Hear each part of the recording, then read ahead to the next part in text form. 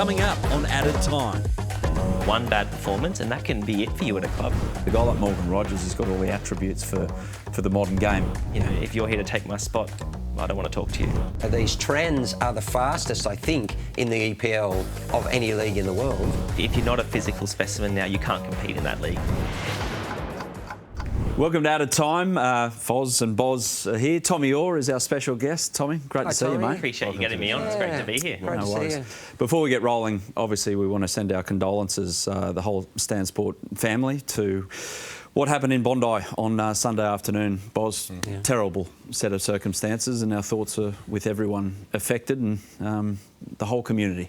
Yeah, definitely. The Jewish Australian community has been through a lot over the last 2 or 3 years. And unfortunately, Sunday was a culmination of all of this, and my thoughts go out to the victims and their families, and may they rest in peace. Yeah, and the football community as well. A player from the St George Association, Foz, in Dan Al-Kayem, he was caught up in it, unfortunately lost his life, and the football community mourning the passing of Dan as well. Yeah, well, all Australians, so it's, it seems like not a time to be talking about football, with the tragedy that's occurred. It's something that hasn't really happened in our lifetime, so, the outpouring of love for the Australian Jewish community has been immense. And sadly, it also touches on the football community. Dan actually played for Waverley Old Boys, which is my old club in there, over 35, so everyone's absolutely devastated there, and he's in the Rockdale Association down there. So, look, we're thinking of everyone, and of course that overshadows, even the wonderful game of football. Yeah, as mentioned, condolences to everyone, and the football doesn't stop, and it makes us truly appreciate what we have and the freedom to be able to enjoy things like football, Tommy. And unfortunately, we got you on and had to start with that, but we couldn't let it pass. But overall, mate, you're a few years past playing, but in a general sense, connection to the game runs true with you? Yeah, I think retired 4 years ago now, and now involved in the media side of things with the A-League a lot. Doing my coaching badges currently, and still got a lot of my old teammates still playing, of course, in the Socceroos and in the A-League. So it's great to stay involved with the game, and looking forward to this show today, obviously. Coaching badges, why are you doing that to yourself? Yeah, it's a good question. My wife's asking me the same question, actually. But no, I don't know. I think just it's constantly learn and evolve in the game, and it's something I've always wanted to do. Not sure in what capacity I want to be a coach, but just to have that kind of knowledge and keep growing and learning about the game. And I was just going to ask you about your coaching then. Obviously, you played in different parts of the world, including in Holland. Yep. How has that kind of influenced your thinking about what we need to do here in Australia? Yeah, it's a big question. I think, my time in the Netherlands, I did play 2 years in the A-League, got into the Socceroos before I did go over to Utrecht for a number of years, and I think those 5 years I spent in Utrecht was probably the 5 years in my career where I learnt the most on and off the field, because I think I was becoming a young adult at that time as well, and kind of maturing as a person. But going into that environment, and in that first season when I was at Utrecht, we were playing in the Europa League and played against the likes of Liverpool at Anfield and had some huge fixtures, and that's the kind of football I grew up watching both of you play. In those huge stadiums on that occasion, I wasn't really exposed to it until that point, and I think that's when I realised what it required for me to step up. And those 5 years are 5 years I look back at fondly. And Tommy, I remember when Ange Postecoglou took over at Brisbane Roar, I remember seeing you in the elevator with him, and he asked me, "What did you think?" And I said, I told you the same sense. Said it right in front of you, the type of player that got me out of my seat. Much like a young Ryan Giggs. Is there anyone that you've seen in Australia that does that for you now? To be honest, I think this is a really exciting young generation of players we got coming through, and we were just talking about it off air with Foz. I think this is a very technical generation of players that we're seeing now, which is not something we've seen for quite a while. And one player at the Newcastle Jets, Alex Badalado, he just won Asian Young Player of the Year. I think he's really exciting, and I don't think if he continues on his current trajectory, he'll be in the A-League too much longer. But also Paul Ocon Jr., I think, obviously, like his father, he's such a technical player, and if he can be half as good as his dad, he's going to be some talent.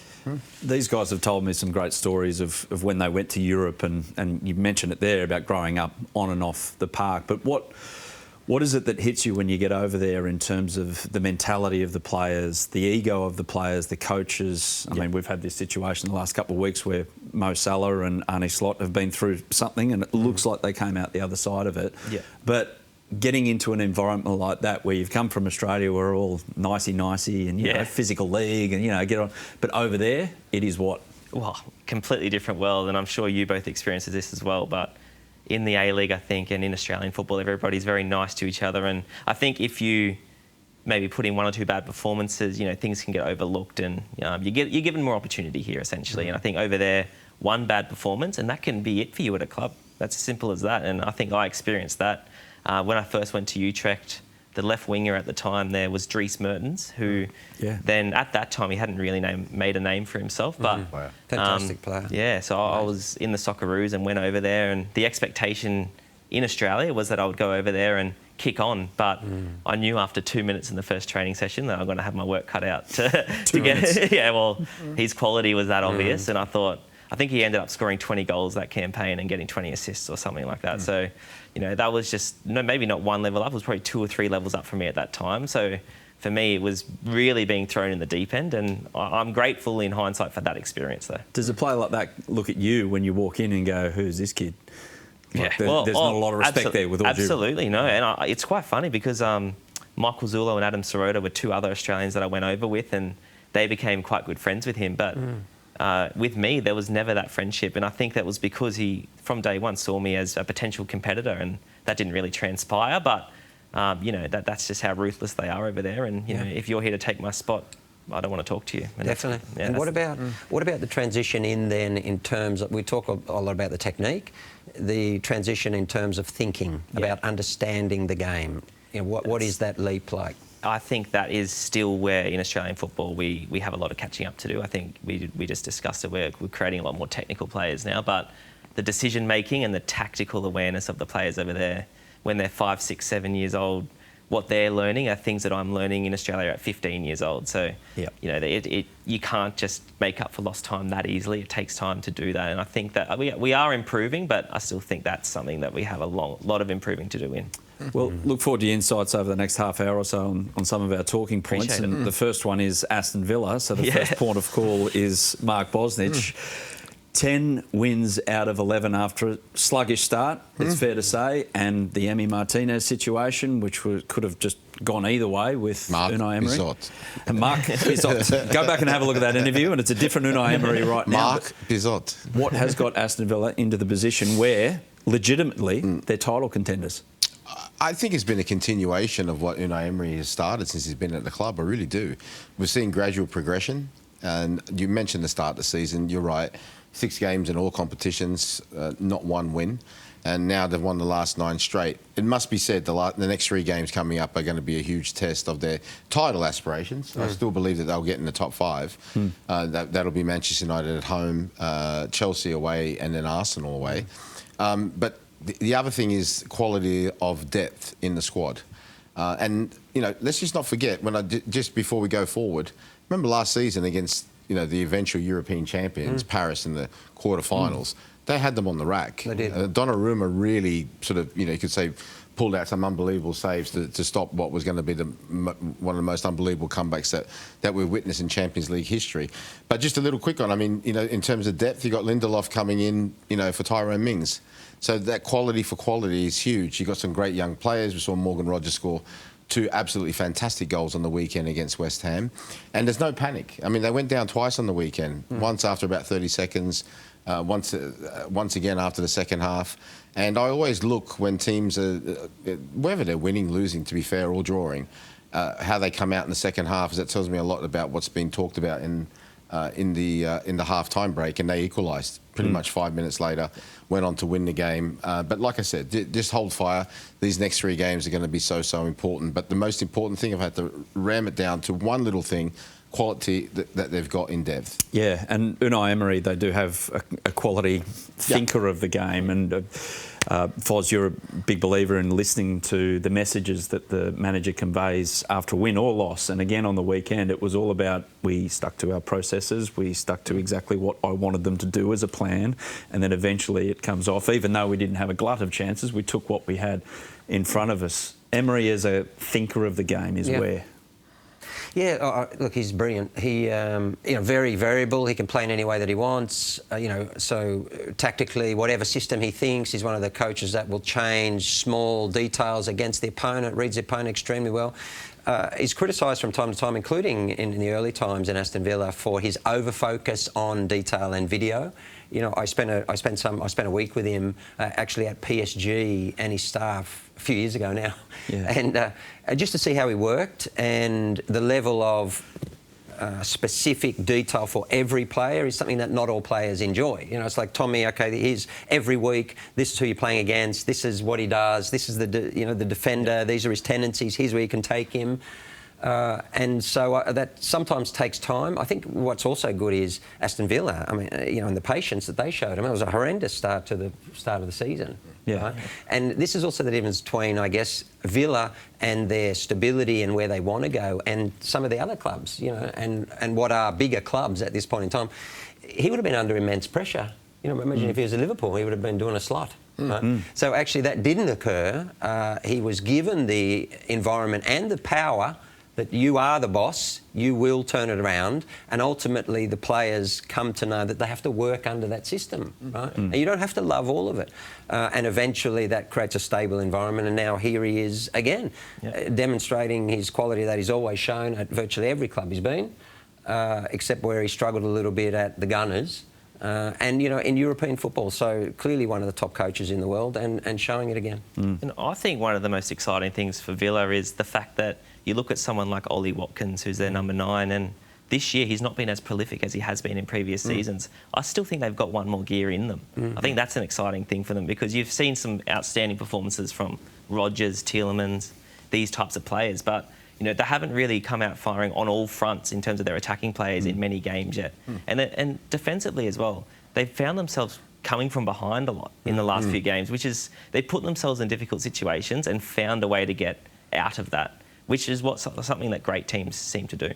The other thing about it is what they've done is they've faced a lot as in the last 5 years with the Manchester City kind of evolution. A lot of teams now are sitting obviously in deep blocks, right?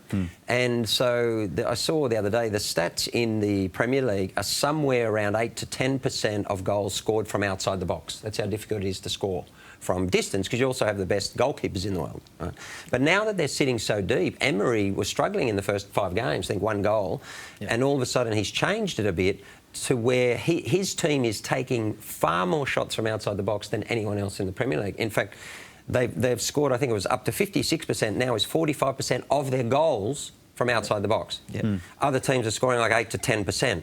So what he's done is he's basically realised, OK, we're getting there. We might struggle to break these deep blocks down, but what we can do is we've got people like Watkins and others that we can smash the ball from distance.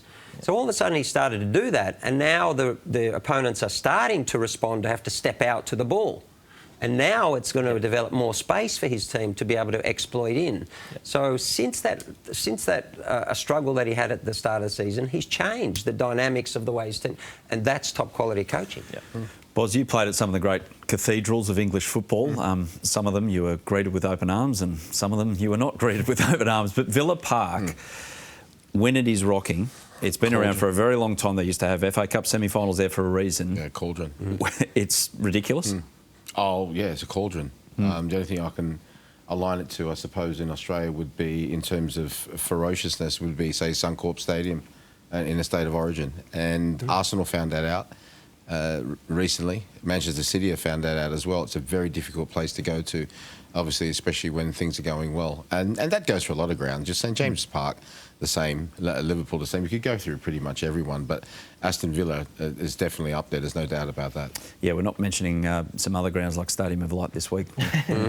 Skip over that. Morgan Rogers, does he deserve to start for England, for instance? If you pick a team right now, you have to be right up there. There's no doubt about that. And, his shooting has been excellent. He had a shot actually in the first half, which just went a little bit over. That was a sign of things to come. And he's learning a lot of Unai Emery and the players around him. England have got such an abundance of talent. It's really difficult to sort of nail down and say somebody's absolutely guaranteed, unless you're going to the right very top, say Harry Kane. But if you had to pick a team tomorrow, yeah, I would have him straight in. Because you look at someone like Phil Foden, who's probably somebody he's going to be competing with. And to me, Foden's very much a Manchester City player. You know, he relies on the service that he gets the ball between the lines, whereas I think Villa and their style of play is probably more comparable to the way Tuchel was set up with England.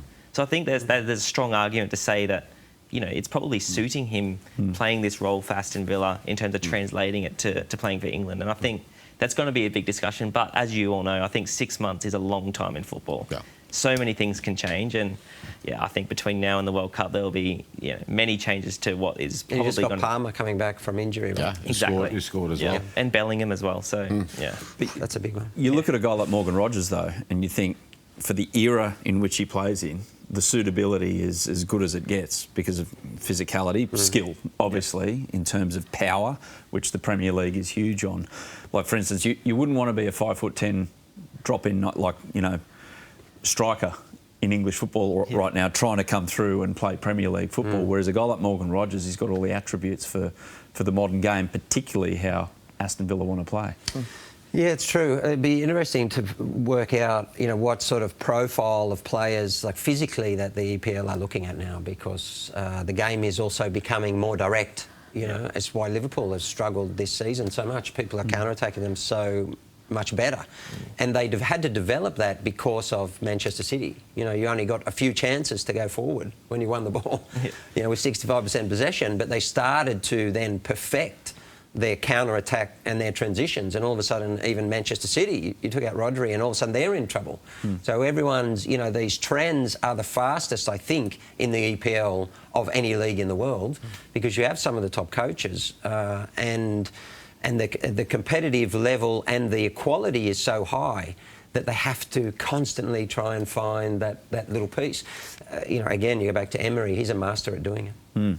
I look at Premier League games now, Tommy, I'm not sure what you think, having played in Europe, and it's like these guys are just like, they'll go into a challenge and they both bounce off each other and barely lose their balance. Like no one goes flying. The power base of these players is just through the roof. I mean, if you're not a physical specimen now, you can't compete in that league, and it's simple as that. I don't think that's always been the case. I think that a lot of the European leagues are a lot more technical and measured in their approach, whereas the franticness or the frantic nature of the league in England has ramped up, I think, in the last 5 years, 100%. And with that, you probably do see more turnovers than you did before, taking away the Manchester Cities, who are obviously exceptional with the ball, and the Arsenals. But generally, I think you probably see a little bit less quality in possession in terms of being ability to keep the ball, but that you just touched on it, the transition that teams have and the ability to attack at pace and with power. Crystal Palace is another example. They're so good at that, and they're so quick, and it's so difficult to defend. Yeah. Actually, I saw last year, just on that,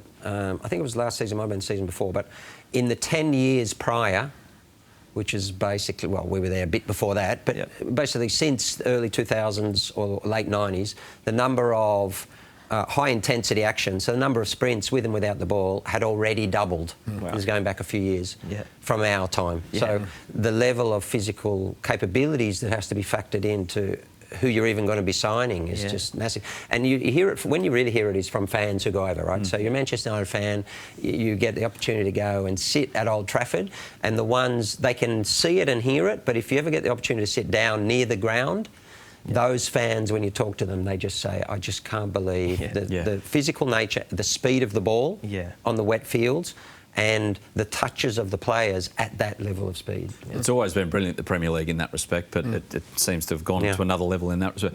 Back to Villa, Mark. Yes? I said they're title contenders. Can they win a Premier League title this season? Not this season, no, but they're going to give it a good shake. But we're going to find out more in the next 3 games. Yeah. Like I said, Manchester United at home, Chelsea away, and especially against Arsenal.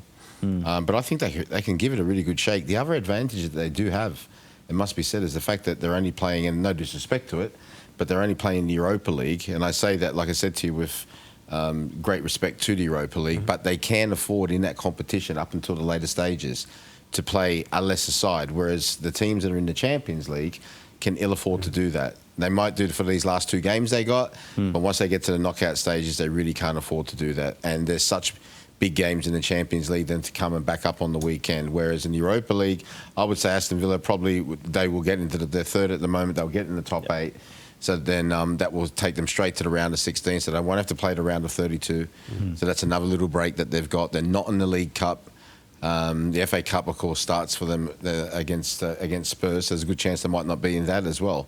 So they will have, in my opinion, a lot more time to prepare for these games. And coming back to what you said as well about Villa Park, you know, that is a real fortress. Yeah. So yeah, I think January as well. If we look at what they did last year in the transfer window, bringing in the likes of Rashford, and it was a very big window for them in bringing in quality. It's going to be interesting to see what they do this January, because if they do anything like that, then I think you've got to say they're in the discussion, because you know, adding even more firepower to what they have now, and there are some rumours out there for some big names potentially being linked with Villa. You know, I think that's a space to watch as well. Still to come on Added Time. He eventually picked up. Within 5 minutes, he was sold. Really? I think they ended up signing a replacement for me. I don't think there's any more damage you can do mentally. They don't have the stability of players coming in, and they're not bringing through the young ones. Because you just invariably see the photo of the player falling into a pot plant or something in front of a pub. I think some of the signings they've made don't fit that model, and you can see the fans as well. There's a lot of unrest. Tommy, onside, offside is where we chuck out just an idea, and then you debate it. Basically, you say if you agree with it. Offside is no. Yep. So just so you got it Fair straight. enough. He's all over it right now. There you go. So you know. Yeah. Sunderland, apparently it happened on the weekend. I missed it. They had a 1-0 win. They'll be the worst team affected by AFCON, though. They've got 6 players on the plane to go and play in the Africa Cup of Nations, which is a fantastic competition. They'll keep performing. Onside, offside, Sunderland will keep performing despite losing that half dozen players. I'm going to say onside, and the reason why is I think that the reason they've been performing is one player in particular who's been an absolute catalyst, and what a signing he's been, is Granit Xhaka in the midfield. Again, on the weekend, I thought he was an absolute lion in the middle of the field. Just his competitive nature, he wins all the second balls, and he just carries the team with him. The way they press and hounded Newcastle on the weekend did not give them an inch. I think that if he was going away for a month, I'd probably say offside. Interesting story about him, because you go Bayer Leverkusen, Sunderland. It's like Bayer Leverkusen, Champions League, Sunderland just got promoted. But apparently he got a call from the owner.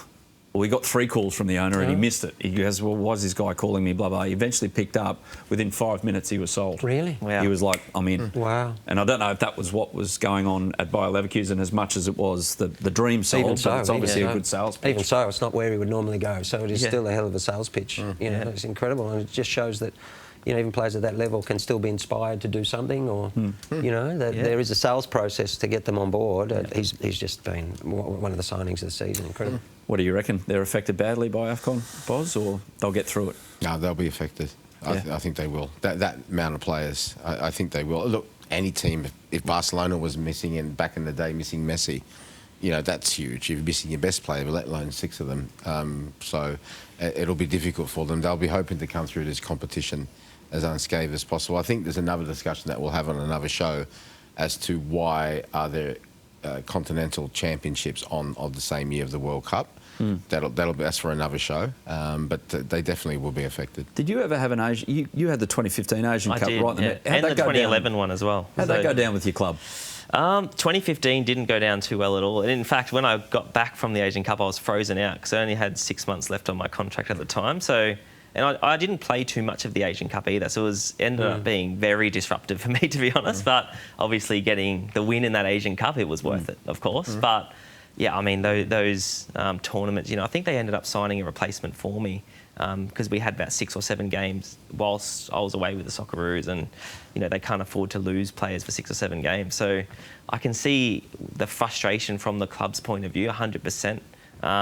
Yeah, I agree with Boz. I think that having it in a World Cup year is something they're going to have to look at. But having it in January more broadly, I think there needs to be more alignment there. Yeah. By the way, Cameroon in the AFCON, I don't know if you've seen this story, guys. They've actually got 2 squads. So Samuel Eto'o, the president, has appointed his own coach. Crazy. But the current coach has said, no, the sports ministry hasn't sacked me, so I'm still going to the Africa Cup of Nations with my side that I've selected. Wow. So I don't know what we're going to get next week from Cameroon. Really augurs well, especially for the European managers going. It's great, Next for up, another day. For another day. Next up, no team has had a lower points tally than Wolves at this stage of the season in Premier League history. 2. The least is Derby County, the total 11, 07-08. So Wolves will end the season with the lowest points ever. Offside.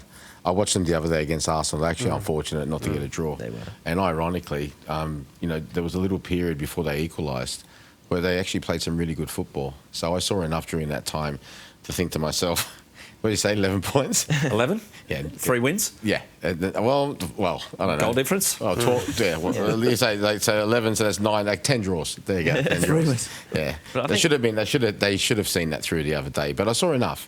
I really did see enough. New manager, Rob Edwards. I really was sort of fretting for them because Arsenal coming back off a defeat, and I thought, at home, I thought they did really, really well. And unfortunately, were undone really by 2 own goals.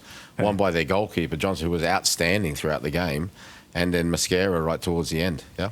Playing devil's advocate with you there, Boz, do you think that conceding a goal in that manner, mentally, a team that's already down and out, you're so close to a huge result, against the number 1 in the league, like mentally that's got to do some damage to you, I think. I hear what you're saying, but you're going to laugh at this answer. I don't think there's any more damage you can do mentally than to be on 2 points after all these games, yeah? I really don't. Yeah. I hear what you're saying. I mean, it's going to be hard, but they were that close. Yeah. Really were that close, from taking a point away from the Emirates. Don't know if you saw Kobbie Mainoo's brother at the Manchester United-Bournemouth game, which was an absolute beauty of a game for the neutral. I'm not sure for 2 sets of coaches or tacticians or whatever, 4-4 in the end. But, Kobbie's brother, he came off the bench. There was a massive kind of applause for him when he came off. He's got so much support at Old Trafford. But it said, "Free Kobbie Mainoo," his brother's shirt. So Ruben Amorim should grant Kobbie Mainoo his wish and send him elsewhere in January. He's saying free... OK. Yeah. In terms of letting him go or letting him play free on the field? Letting him play. Or let him go. Okay. Yeah, I think to let him go. Let him go, leave the club. Yeah, go and play. Get in the England squad. Wouldn't be a popular decision with the fans. I think you can say that much. He's always been a fan favourite there. But at the same time, if you're not in the plans, they've backed the manager. You have to give him the authority to make those decisions, I think. So, onside? Let him go? I think let him go. Yeah. I think it's sad for the club because we've talked many times about... the lack of young players that have been brought through and, the fact that they haven't been able to have this production line which Manchester United were so famed for. So 1938 was the last time that they didn't have an academy graduate on their team sheet in any form of game. Their top team, Manchester United. And Kobbie Mainoo, I think, if I'm not mistaken, Boz, is the only one on the current team sheet that kind of qualifies them to keep that record going. The thing about it is, it's not necessary. I mean, look what Chelsea's doing. You can buy, talent, Esteval, and get all this talent from all around the world as well. So you don't need to bring a massive number through. But I just wonder how much it is linked to the kind of demise of the club over the last 10 or 15 years. That's all. Because the thing about Mainoo is also this. It's not easy for those young players who are educated in a certain system and then every 6 months the coach is changing and wants a different profile of players. So in other words, the more stability you have, the better it is for your academy kids because they're coming through and they should know the system better than anyone. They should be able to just plug in. That's the kind of this era, this zone that Manchester United at the moment. They don't have either. They don't have the stability of players coming in and they're not bringing through the young ones educated in the way of playing. So, it's likely that he'll leave, but I think it's sad for the club. Let him go or keep him? I think you've got to respect the player's wishes in this case. It's kind of like he's not playing. He's accepted that he's not number 1 choice. And he's just asking, can he leave? I would not want to have an unhappy person in my dressing room. I would say I would do everything possible, to facilitate that. The only thing is that we don't really know is that maybe he is in Amorim's long-term plans, in which case that could put a different light on things. But so far as I'm concerned, if I was a manager and I said to the guy, listen, you're not my number 1, and he said, well, then can I leave? And I would try to do everything to help him get away. I don't know how it works at that level, Boz, but if a relative does that at a game and the manager... What does the manager say to the player, even though it's not the player coming out saying He it? won't say nothing. Doesn't matter. Just let it go? No, he won't say nothing. That whole circus around is all on social media now. It's just part of the game. If the managers can't manage it, can't manage the group without being disturbed by that, they're already in trouble. They're not at that level. Right, Christmas parties are currently in full swing around the globe, and English football in particular has a rich history of Christmas parties at this time of year. Should they still have them? I mean, West Ham have been theirs because they're going like bastards. They've said no Christmas party this year, but should Premier League teams still have Christmas parties? Look, each to their own. I mean, there's obviously been some incidents in the past which has led managers of certain clubs to say, well, right, that's it. But if there hasn't been no incidents, and if it's light-hearted fun, and it's not going to pretty much interrupt with the preparation for the next game, I don't see it being no problem. I really don't. Do you have them back in the day? Yeah, but the thing was they were more focused on the staff of the club as well. And so for them, it's the moment where they get together with the players, and it's the club celebrating, all the people who've worked hard throughout the year and want to do so. So I think that's important. And when these moments happen, I think the smart coaches use it as opportunities to keep everyone together, bring everyone together, let the players know these people are here working hard for you every day, get people faces from behind the scenes that you never see as a player. You're not talking about, in the meal environment or in the gym or da-da-da, but actually working in the office. It might be the only time that they get to meet, and it can be powerful for all professional athletes to say, OK, I'm actually representing all these people who are working hard every day, and so I have a much greater responsibility.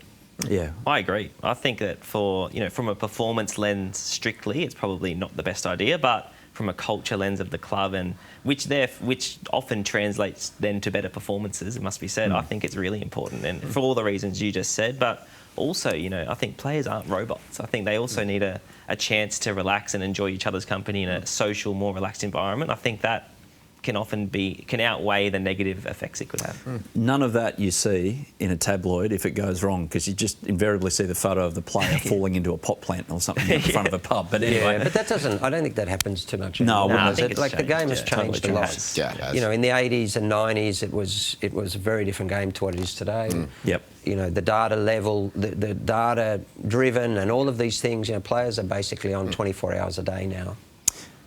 Crystal balls, Champions League chat. So we're taking a pause in the Champions League phase with 2 rounds to go. It returns in the 3rd week of January on Stan Sport. So we've got 12 teams within 3 points of the top 8, and the top 8 is pretty big, especially with such a congested fixture that you get that round of 32 off. And also, seedings. To be fair to you, what you did say last season, that if you finish in the top 8, you should be at home for in your second leg for the rest of the tournament. That's another incentive. Yes, that was true. Absolutely. How do you see it playing out? I mean, the big guns have pretty much performed. I'm paying close attention to it with Newcastle. They've got PSV at home, PSG away. They need probably one more win to guarantee top 16, which gets them the advantage in the round of 32 with the home and away leg there. But what can we expect when it returns? Look, I think it's been pretty predictable. There's been some very good indicators as well going forward. Arsenal against Bayern Munich, you realise the progress that Mikel Arteta has made, because remember 2 seasons ago they played each other in the quarter-final. It was still like Bayern Munich, regardless of what you say, were by far the better team. Were 2 years later. Things have changed around. The reigning champions are still looking very strong. In terms of Paris, Manchester City are there and thereabouts. Liverpool, although they went through that terrible period, as we know, that they'll be absolutely fine. The teams that sort of surprised me, and not so much of a good way, really Ajax and Villarreal. I mean, especially Villarreal, who are doing so well in La Liga. Ajax, we know about their tradition. You know about them from the Eredivisie as well. So they've really got to sort of pick themselves up and get going, because it's not looking good for either of them. Villarreal on 1 point, Ajax on 3. So with 2 games to go, really, in a 24th place is Copenhagen on 7 points. They have to win both games and then expects favours from other places. Yeah, 8 points was 24th and 25th last year, I'm pretty sure. But I'll get it for you. Ajax, I mean, like Johnny Heitinga, their manager, gone. This is an institution of football. Not behaving like an institution of football. 11 points, 24th. That was a cut-off. Sorry. It's been a rough few years for Ajax, I think it has to be said. And, when you have the player churn that they have, because they bring through these amazing talents, sell them to the best teams in the world, and, that's their model. But sometimes when there's a little gap in the academy and, maybe they didn't quite reach the heights they thought they would, this is what happens. And I think that's a club now where, they started off last season terribly. I think they were in the relegation zone at round 10 last season, and since then they haven't found consistency. And obviously just qualified for the Champions League. But I think from a Champions League this year, it's interesting. If you look at the teams who aren't in the qualification places now, most of them are from not the traditional big leagues. And I think that those countries now are finding it harder and harder to compete with the wages and the resources that the English teams, the German teams and the French teams have. And I think we're going to see more and more of that. I reckon that's a byproduct as well of the club models with the